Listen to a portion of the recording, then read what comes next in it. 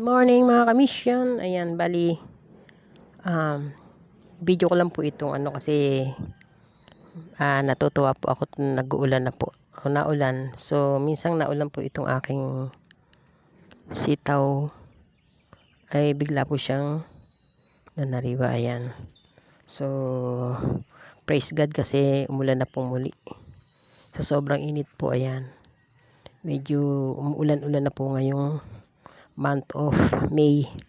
So ayan, hello sa lahat, hello mga kamisyon. Ayan, lahat naman po ay nakaranas ng talagang sobrang init, pero ayan, we're so blessed na umulan na po muli. Ayan, nagkaroon po siyang bigla ng usbong. Ayan po ang update sa aking sitaw. Hanga po ako dito sa sitaw na to kasi ang tagal po ng kanyang buhay. Ayan, kung makapansin nyo, na-dry na ibang puno niya, pero nung maulanan siya at mabasa, nagsupling siya uli. So ganyan po kahaba ang buhay nitong kung tawagin po dito sa amin to ay sitaw ayap. Ito po kasi yung maiksing sitaw. Ayan. So nakakatuwa po at ayan, ito mananariwa na rin yung aking dragon fruit. At meron na nga pong bulaklak siya. Ayan. Ang dami pong bulaklak sa loob. Ayan.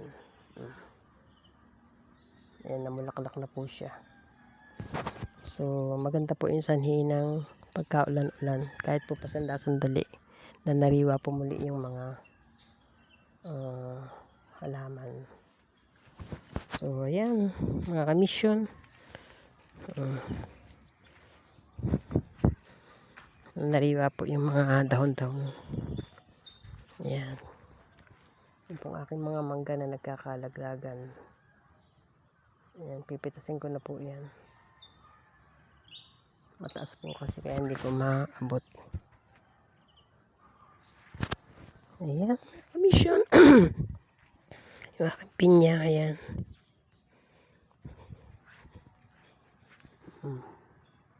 Nariwa po sila. At muling namulaklak. Akala ko po yung mamatay na to eh. Pero namulaklak po siyang muli. Nagkalantahan po talaga mga halaman. Ayan, so ang ganda po ng pagkaulan na yan. Ayan yung aking bagong tanim na dragon fruit. Nilagay ko lang po sa puno ng atis. Yung aking mulberry. Ayan. Mga hinog na mangga pa yun. Ayan. Hinog sa puno. Pipitasin ko na po yan. Ready to harvest. Ayan. Update lang po dito sa aking mga. Ayan. At may bunga. May hinog na rin. Kaso ito pong mulberry. Basta naulang ganyan. Nabubulok po siya agad. O, tingnan nyo po yung aking mangga. O. Ito, pwede po ito. Bagong laglag. Pakita nyo po kung bagong laglag lang. Kasi ayan, sariwa pa. Nagkalaglagan po kasi. Ang hinog na. At marami na po akong i-harvest. Ayan. May kinain pa ng ibon sa puno. Ayan. Umaga pa lang po kasi dito. Early in the morning. So, ang dami ko pong makukuha ng mangga.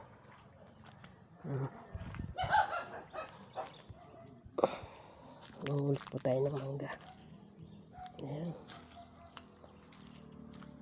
Dami.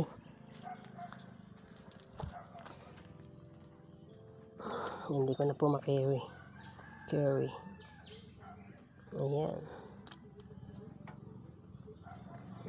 Ang dami po yan. Medyo putok yung isa kasi lumaglag siya. Nariwa po lahat yung mga damo.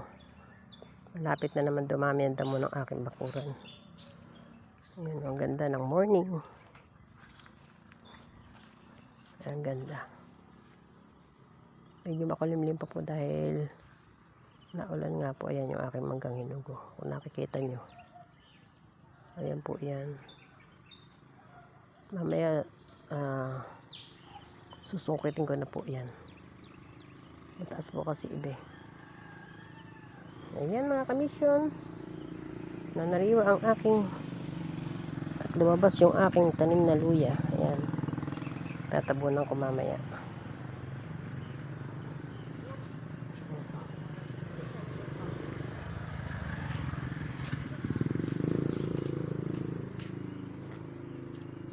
So, ayan hanggang sa muli mga kamisyon. God bless everyone. Peace.